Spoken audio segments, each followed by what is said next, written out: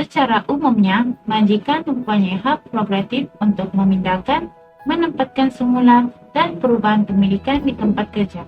Menurut Hasan 2004, dalam konteks perhubungan majikan pekerja, prerogatif bermaksud majikan mempunyai hak pengurusan ke atas pekerjaan. Antara hak prerogatif majikan ialah pengambilan pekerja, penempatan dan latihan, kenaikan pangkat, dan perpindahan tempat kerja, pengurangan pekerja, persaraan dan peletakan jawatan, serta pemindahan dan pemecatan.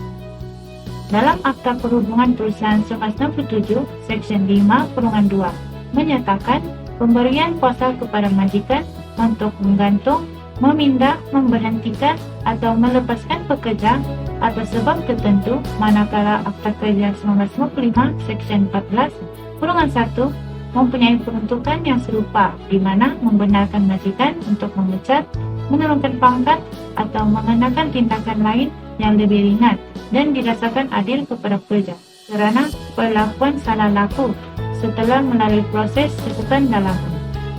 Oleh yang demikian, untuk memahami topik pemindahan, penempatan semula, dan perubahan pemilikan, penulis akan memfokuskan satu award di Mahkamah Perusahaan yang berkaitan. Penulis telah membeli award nombor 465 tahun 2016 dengan nombor kes 9/4-220/14 antara Nurul Zubaibah binti Ahmad melawan Panorama Langkawi Serambahan untuk menelusuri isu yang berkaitan dengan pemindahan, penempatan semula, dan perubahan pemilikan. Selanjutnya, saya akan menjelaskan tentang penilaian kes dan berkaitannya dengan akta. Salah satu aspek yang ingin saya kongsikan adalah mengenai keputusan pihak responden terhadap pihak menuntut yang tertakluk dengan hak prerogatif majikan. Berdasarkan hasil pembacaan kami mengenai kes award ini, didapati bahawa keputusan pihak responden untuk mengarahkan pihak menuntut melakukan pertukaran dari jabatan ke jabatan yang berkuat kuasa pada 23 Julai 2013 tersebut dikatakan tertakluk dengan hak prerogatif majikan. Dalam kes ini, kaitan ini diperkukuhkan lagi dengan bukti yang dijelaskan oleh saksi satu, iaitu pengarah operasi responden Encik Muhammad Ali bin Makid yang telah menjelaskan ia sememangnya hak mutlak dan prerogatif syarikat untuk bertindak melakukan pertukaran tempat pekerjaannya. Tambahan pula, saksi tersebut berkata tindakan pertukaran yang dikenakan terhadap pihak menuntut itu dilakukan adalah untuk memenuhi dasar kepentingan syarikat.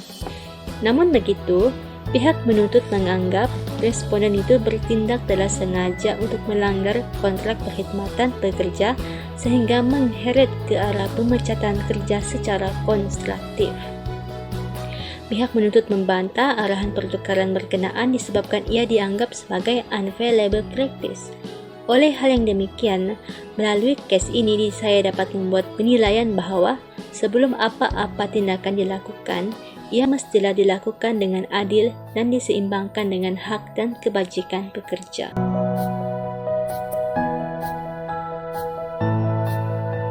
Pihak penuntut berhak mendapat perlindungan daripada pemecatan konstruktif tanpa sebab atau alasan munasabah di bawah Seksyen 20 Akta 177. Takrifan Seksyen 20 Akta 177 mengenai perlindungan pemecatan secara konstruktif.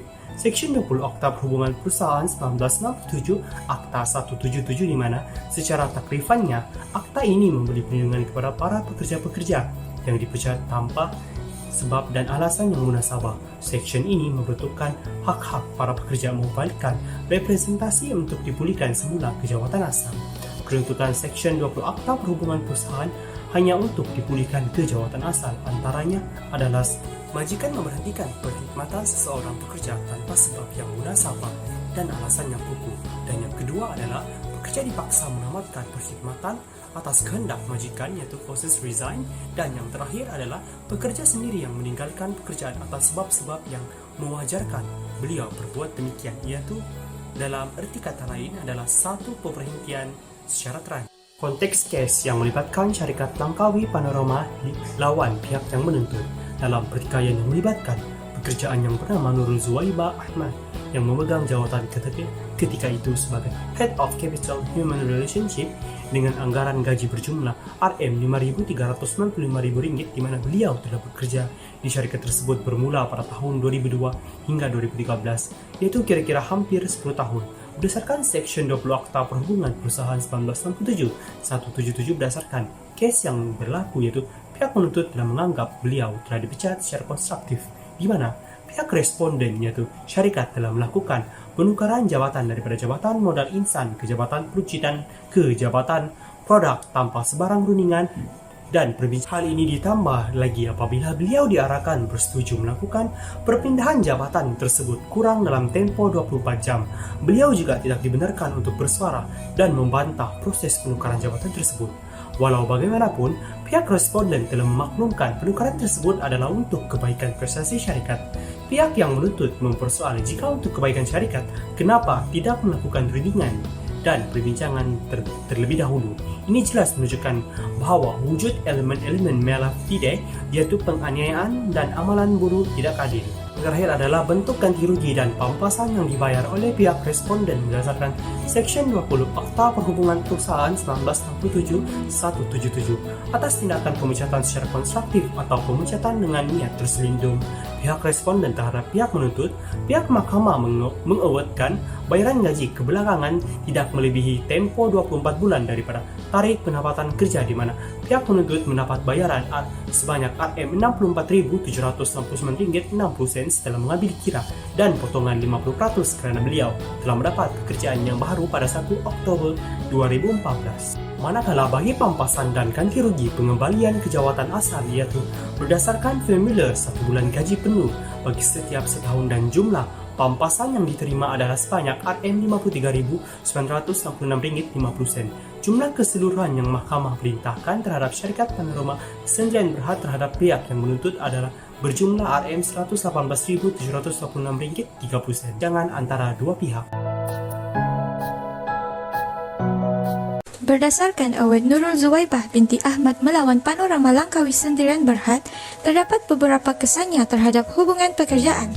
Salah satu impak awet ini kepada hubungan pekerjaan ialah menjamin hak pekerja itu sendiri ketika diberhentikan kerja secara tidak adil oleh pihak majikan.